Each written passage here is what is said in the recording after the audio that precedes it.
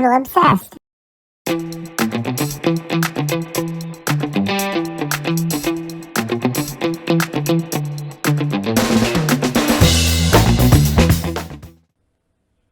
Hi there, welcome to another episode of Little Obsessed. Today we're going to make some modular roads for your gaming table.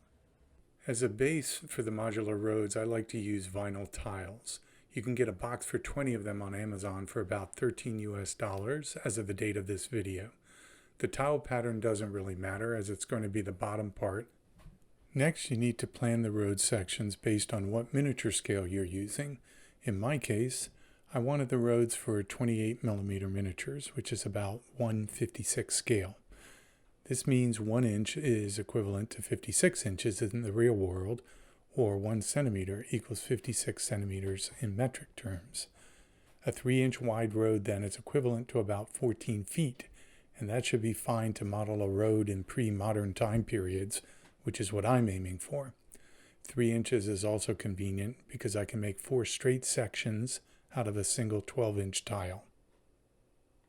To do this, I make marks on 2 opposing sides of the tile every 3 inches and then draw a line connecting those marks using a permanent marker. I then use a sharp utility knife and my ruler to cut along the lines I just made. You may find it a bit easier to cut the tile if you use a hairdryer to warm it up. It makes it softer and a bit easier to cut.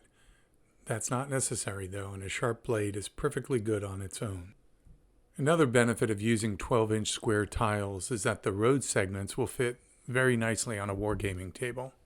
To add variation though, I'm going to create some other non-straight road segments. To start with, I'm going to create a Y or branching road segment. Curves are a little trickier than straight segments, but still not difficult. I first draw an initial curve for how I'd like the road to turn. Then using my ruler, I mark dots 3 inches from the curve I just drew so that I have a general outline of the other side of the curve. I then use my pen to connect the dots so that I can cut the road segment out. Who knew that those connect the dot drawing games you played as a kid would be useful to your future hobby? This is what my Y section looks like when it's completed. Because each of the road section ends are consistent in size, you can see by putting them together, you can make all sorts of configurations. After looking at these road segments, I decided I wanted a 90-degree curve as well as a gradual S-curve. I use the same method as before, drawing dots 3 inches away from an initial curve and then connecting the dots. To add texture to the road segments, you can use a couple of methods. One approach is to use a texture product like AK Interactive's Earth Texture. Other companies make them too, like Vallejo.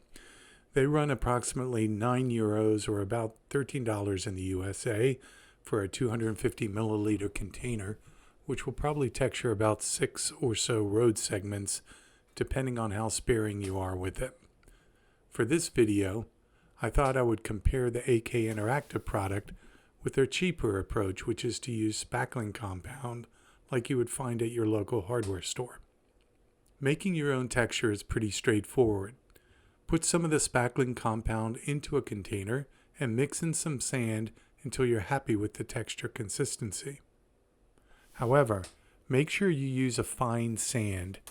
I made the mistake of using sand to level paver stones for an outdoor patio, and there were too many larger pebbles, which although fine for general terrain effects, were too large for a road, and I had to touch the roads up later with only the compound. Once you have the spackle and sand mixture ready, peel the paper backing from off of the tile road segments. The tile backing adhesive will help the mixture to stick to the tile.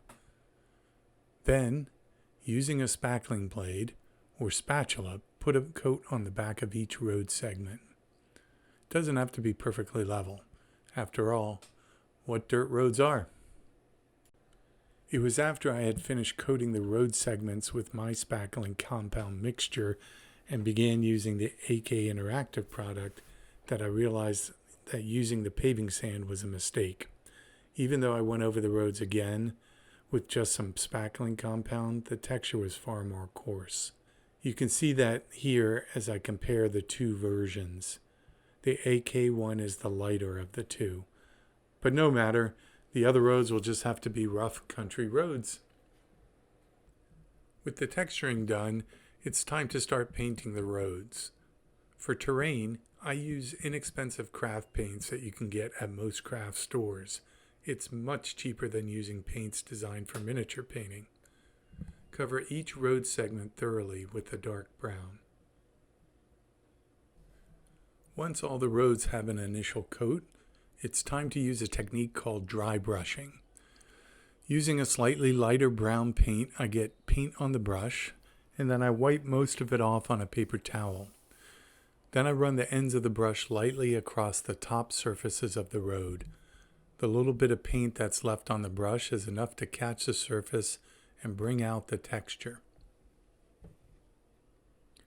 After that shade dries, you dry brush again with an even lighter shade.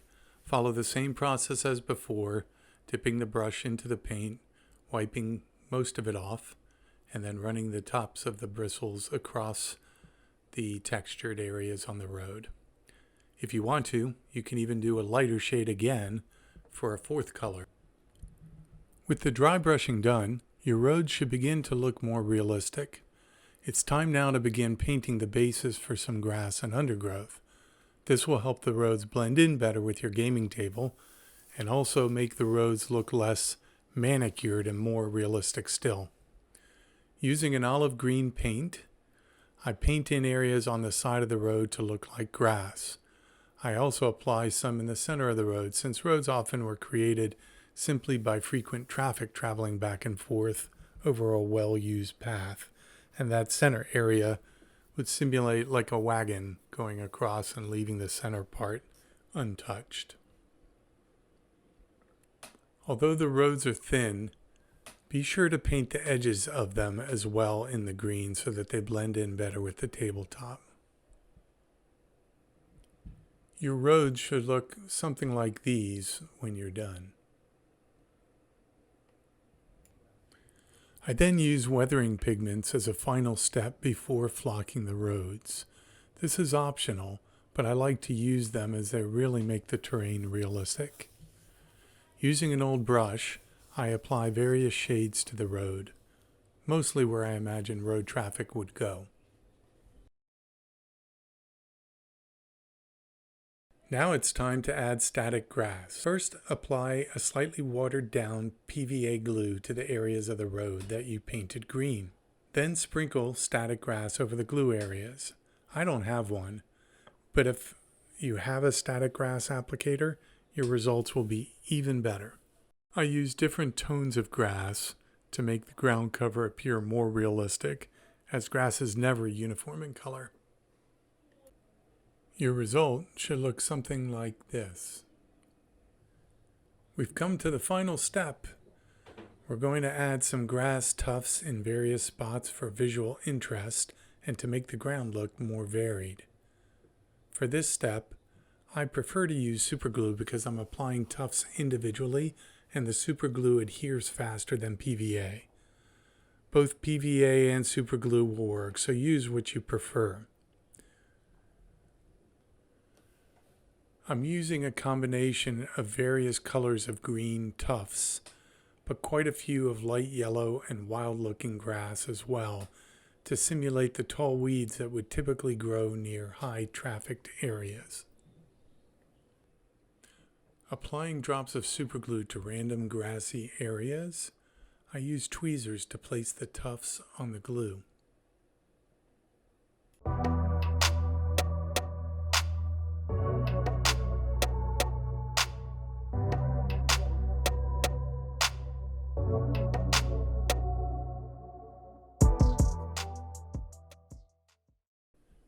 Here are some of the road segments on a gaming mat to give you a feel for the final product. As you can see, 3 segments fit perfectly on a 3-foot mat and blend in quite well with the background. My final thoughts on the 2 approaches are this. If you're on a budget, Spackling compound works well, but be sure to use fine sand. If I had my druthers though, I would use the AK Interactive product as it goes on a bit thinner, and when combined with the vinyl tile, it's very flexible, so is more resistant to cracking than the spackling compound is. Well, that's it for this episode. I hope you enjoyed it. If you did, please consider subscribing and ring the bell. It definitely helps me out. Also, feel free to leave comments. I try to get back to absolutely everyone who comments. Tell me what you liked about it, what you didn't like, and maybe even what you'd like to see in the future.